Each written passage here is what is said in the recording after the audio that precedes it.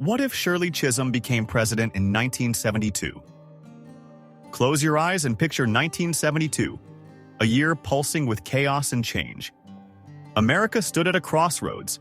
Anti-war protests rattled its streets as the Vietnam War dragged on relentlessly. Trust in government institutions eroded under the weight of scandals like Watergate lurking in the shadows.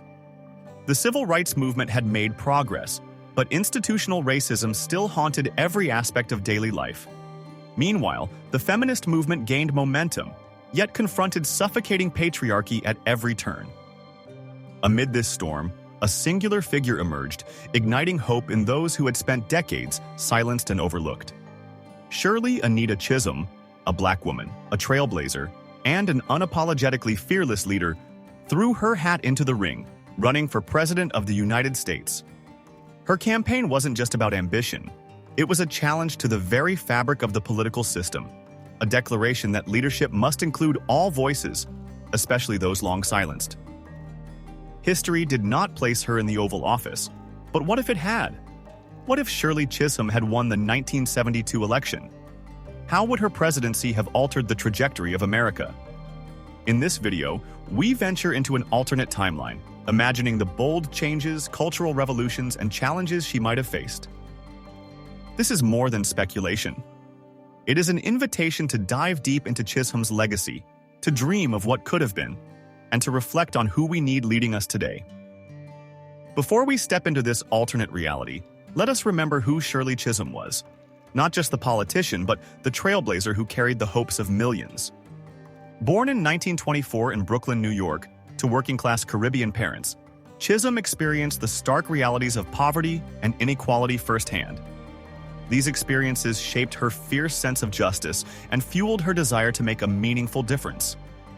Her pathway to politics was shaped by hard work, resolve, and an unshakable belief in the power of representation. In 1968, Chisholm shattered barriers, becoming the first black woman elected to the U.S. Congress. But even then, she wasn't content to simply occupy space. She demanded change. She fought for civil rights, education reform, and policies that uplifted marginalized communities. Her unwavering defiance against societal norms earned her the label unbought and unbossed, a rallying cry that would define her legacy. 4 years later, Shirley Chisholm announced her candidacy for president.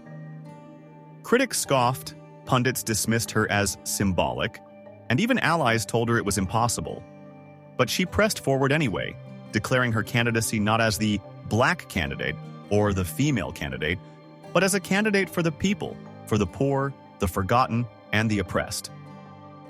Now imagine, what if this remarkable woman defied the odds? What would her presidency have delivered at one of the most pivotal moments in American history? To understand what Shirley Chisholm's presidency might have looked like, we must first look at the America she would have inherited. In 1972, the country was fractured, more divided than it had been in a generation. Protesters filled the streets, demanding justice and peace. Cities bore the scars of unrest stemming from years of unequal opportunity and systemic racism. Political corruption festered, and faith in government sank to unprecedented lows. The Vietnam War was perhaps the most immediate crisis. It drained resources, claimed lives, and left the nation questioning its own morality. Back home, the civil rights movement's momentum was slowing, even as segregation persisted in both practice and policy. Gender inequality weighed heavily on half the population, with the feminist movement challenging deeply entrenched norms. This was the America Shirley Chisholm sought to lead. Her campaign soared on a platform of unity, a vision that transcended racial and gender divides. But envisioning her presidency requires us to ask, could her idealism have overcome the nation's deep distrust? President Shirley Chisholm. Just saying those words feels radical, even now.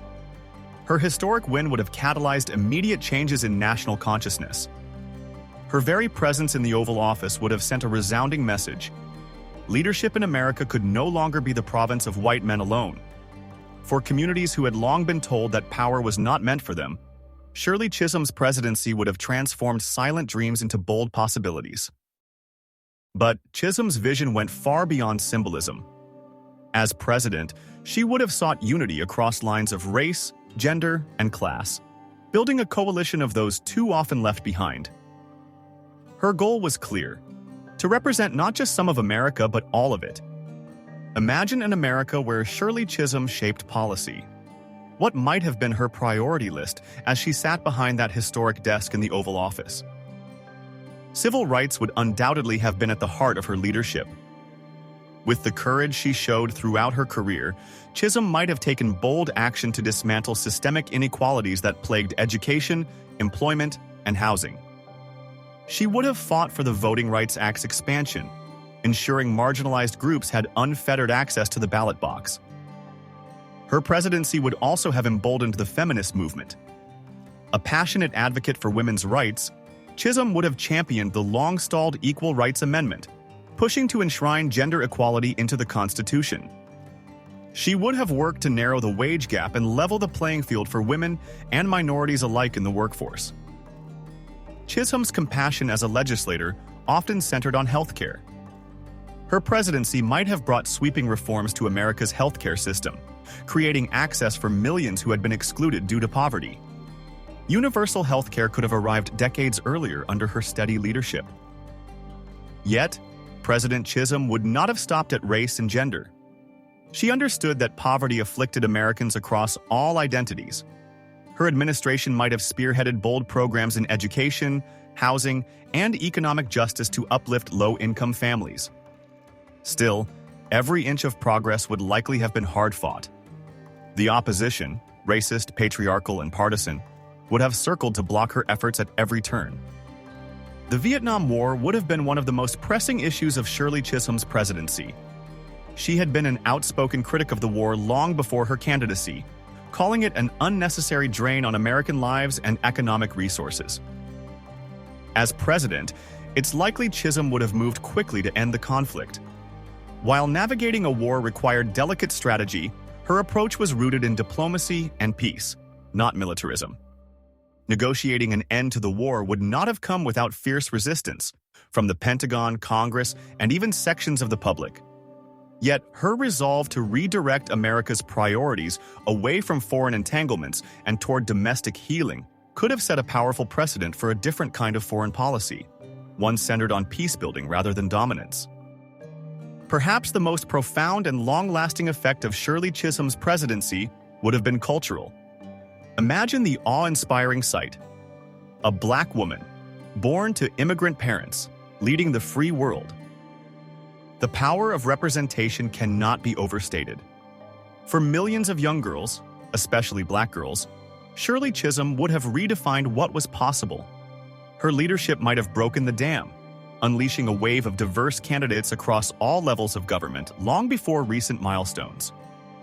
Chisholm's presidency would have struck directly at the heart of systemic patriarchy and racism. Her mere presence would have been a challenge to centuries of exclusivity in leadership, forcing Americans to question their deeply ingrained assumptions about who could command power. In schools and workplaces, people's perceptions of leadership would have started to shift. Mentorship and representation would have expanded, and the ripple effects might have sparked earlier transformations in media, politics, and corporate environments. Yet, we cannot pretend that Shirley Chisholm's path as president would have been smooth. America in 1972 was not a nation prepared to embrace her leadership easily. Racism and sexism would not have disappeared upon election night.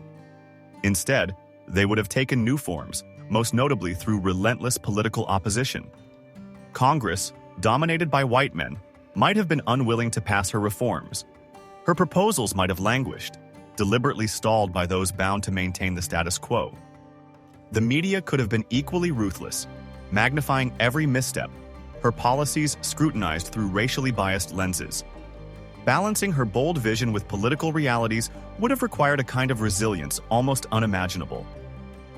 If Shirley Chisholm had succeeded despite these barriers, her presidency would have echoed across time.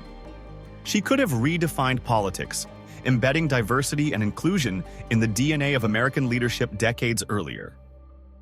Had she championed healthcare reform, civil rights expansion, and gender equality, the foundation she could have created might have profoundly altered today's America. We might live in a society where progress on racial justice and women's equality was achieved more swiftly, less painfully. But her greatest legacy would likely have been less tangible, the inspiration she offered to generations of leaders who came after her. Without Shirley Chisholm, there might not have been a Barack Obama. Without Shirley Chisholm, perhaps a Kamala Harris might never have imagined her historic path to the vice presidency. Shirley Chisholm didn't win the presidency in 1972, but her campaign's echoes still resonate, reminding us of what courageous, uncompromising leadership looks like.